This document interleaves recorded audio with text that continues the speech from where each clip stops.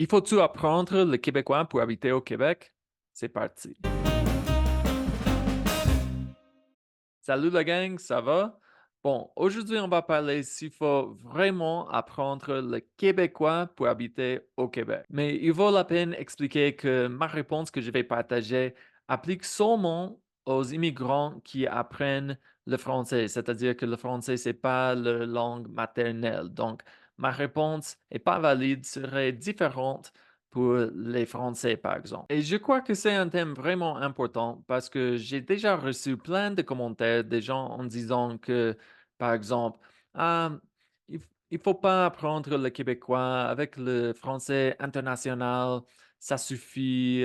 T'inquiète pas pour apprendre le français québécois. Mais aujourd'hui, je vais partager mon opinion. C'est seulement une opinion, mais pourquoi je crois vraiment qu'il vaut la peine apprendre le français québécois si tu vas habiter au Québec. Mais avant de parler sur le québécois, il faut parler du français parce que oui, c'est vrai, on pourrait survivre seulement avec l'anglais à Montréal, mais je ne recommande pas ça. Je crois que tu vas perdre beaucoup de la culture québécoise si tu parles seulement l'anglais. Donc, si tu es immigrant, je recommande que tu apprennes le français. Mais premièrement, il faut apprendre le français standard, c'est-à-dire le français formel. Parce que si tu vas habiter là-bas, probablement tu vas travailler en français. Il faut savoir comment parler avec un français un peu plus formel, d'une façon plus professionnelle pour la vie du travail. Mais est-ce qu'il faut apprendre le français québécois, c'est-à-dire la façon de parler dans la rue, la façon informelle,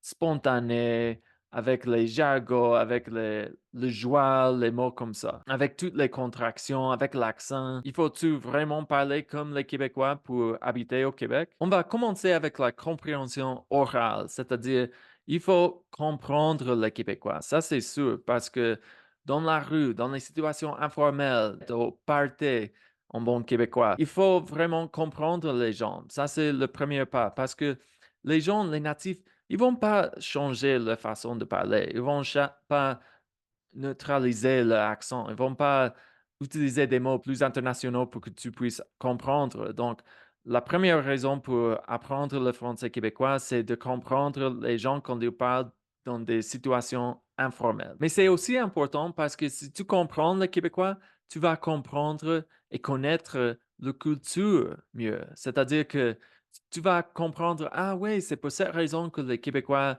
n'utilisent pas vraiment le vouvoiement dans toutes les situations qu'on utilise en France.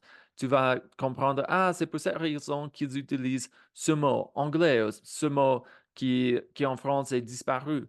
Donc, tu vas connaître l'histoire, la culture un peu mieux si tu comprends le québécois. Si tu étudies le québécois, le français québécois, tu vas comprendre la culture, tu vas être plus comme partie de la culture. Par exemple, tu vas comprendre les sacs, comme l'histoire des sacs. Pourquoi les Québécois utilisent les sacs?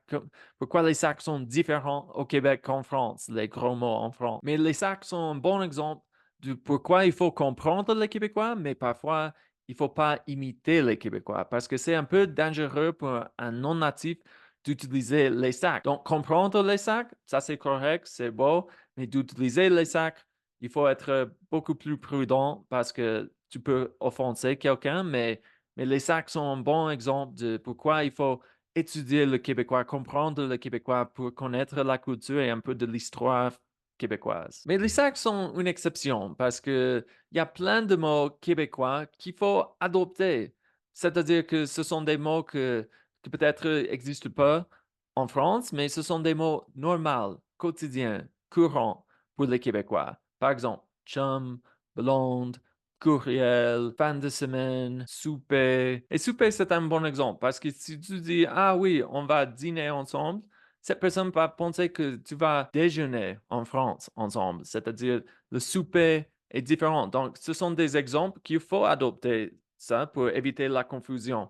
Mais c'est vrai, tu pourrais dire comme voiture au lieu de chat, mais si tu utilises les mots plus communs, plus courants pour les Québécois, ça va t'aider à te communiquer mieux avec eux. Et aussi, il y a des exemples drôles des mots qui ont un sens différent en France qu'au Québec. Mais je recommande adopter les mots québécois parce que c'est une façon facile de montrer que la culture t'intéresse, que tu veux être partie de cette culture, que c'est pas comme tu dis: «Ah, j'aime plus le français de France, je vais parler comme eux avec ces mots et tout ça». Donc je sais que les Québécois vont te comprendre et ils sont habitués à entendre des gens qui parlent avec comme un français neutre, un français standard. Mais si tu veux être partie de leur culture, et je crois que c'est une bonne idée d'adopter quelques mots québécois pour sonner plus naturel. Mais ce que je veux dire, c'est qu'il y a des mots qu'il faut utiliser au Québec, il y a des mots optionnels et il y a des mots qui sont simplement le fun d'utiliser, comme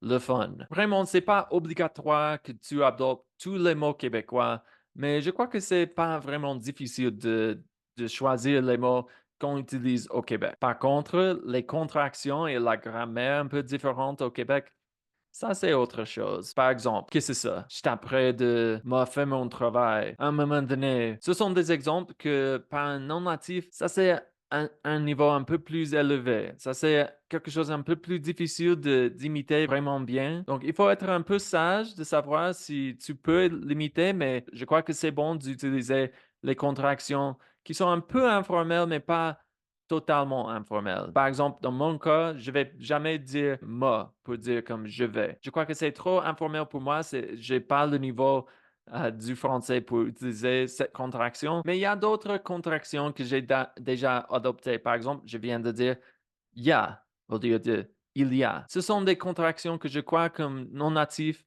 si tu veux sonner plus québécois, pas de problème. Mais il y a d'autres contractions que je ne recommande pas. Donc, on a déjà parlé des mots québécois que je crois que sont faciles d'adopter, des contractions et informalités québécoises qui, il faut être un peu sage avec ça. Mais maintenant, on va parler de peut-être la chose la plus polémique, que c'est l'accent. Parce que je sais que l'accent québécois, c'est un peu difficile d'imiter. Et vraiment, pour les Français, je ne recommande pas qu'ils imitent l'accent québécois parce que quand tu es natif, tu as pas vraiment besoin de changer ton accent. Comme tout le monde comprend que tu as vécu en France, que tu as grandi en France, donc c'est naturel que tu vas continuer avec ton accent. Mais si tu es non natif, si tu es brésilien, tu es mexicain, je sais pas trop, et tu es en train d'apprendre le français, pourquoi pas imiter l'accent? Mais quand je dis ça, je dis comme avec l'affrication de «tu» au lieu de «tu», ou par exemple, dire au lieu de dire, des choses comme ça, des choses faciles d'imiter. Parce que je crois que les Québécois vont pas se sentir offensés, blessés, vexés si tu imites l'accent québécois dans cette façon, de changer la prononciation un peu. Je voulais simplement ajouter que l'accent est vraiment quelque chose de sensible pour les Québécois, un peu délicat, donc il y a des particularités de l'accent qui sont un peu mal vues entre les Québécois, stigmatisés. Donc, je crois qu'il faut éviter la prononciation qui est stigmatisée, mais les aspects de l'accent qui sont acceptés dans n'importe quel registre de langue, je crois que ça sont les choses qu'il faut imiter.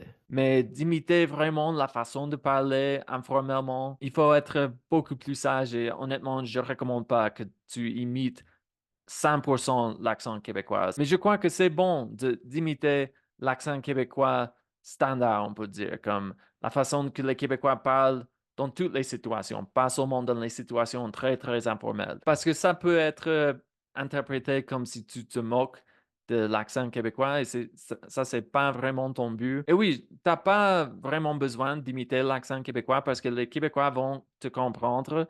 Mais pour moi, c'est parti de montrer aux Québécois que la coutume m'intéresse, que la façon de parler est belle, que je veux parler comme eux. Donc, je crois que ça aide un peu pour se mettre dans la culture. Donc, pour moi, imiter un peu l'accent, ça, ça vaut la peine. Mais d'imiter 100% le joual, comme la façon la plus informelle, ça, c'est autre chose. Je vais peut-être jamais imiter le joual. Et je sais pas exactement comment définir le joual, mais pour moi, le joual, c'est comme le Québécois plus informel, parler dans les situations vraiment vulgaires, on peut dire. Donc, pour les non-natifs, je ne recommande pas vraiment imiter le joual. C'est pas pour être comme quelque chose mauvais ou quelque chose qui n'est pas belle, mais c'est simplement parce que ça peut être interpréter comme si tu te moques, simplement parce que c'est vraiment difficile d'imiter correctement. Donc, en résumé, je crois que c'est nécessaire, obligatoire que tu apprennes le québécois pour comprendre le québécois et que tu dois adopter quelques mots, quelques phrases québécoises et que tu peux imiter l'accent, que tu peux adopter des contractions québécoises, mais pas jusqu'au point de ridiculiser le québécois, de se moquer de l'accent et quelque chose comme ça. Donc, pour moi, il faut être sage et simplement imiter les choses plus basiques de l'accent, adopter les contractions les plus courantes, mais pas comme la façon la plus informelle de parler, parce que ça, c'est vraiment difficile pour un non-natif. Mais c'est tout pour aujourd'hui. J'espère que cette vidéo t'a plu. N'oublie pas de mettre un j'aime et laisse-moi un commentaire. Qu'est-ce que tu en penses? Est-ce que tu es non-natif et tu habites au Québec? Est-ce que tu essaies d'apprendre le français québécois et pas seulement le français neutre, par exemple? Ou tu veux apprendre tout le québécois et sonner exactement comme un Québécois? Qu'est-ce que tu en penses? Donc, à la prochaine. Bye bye.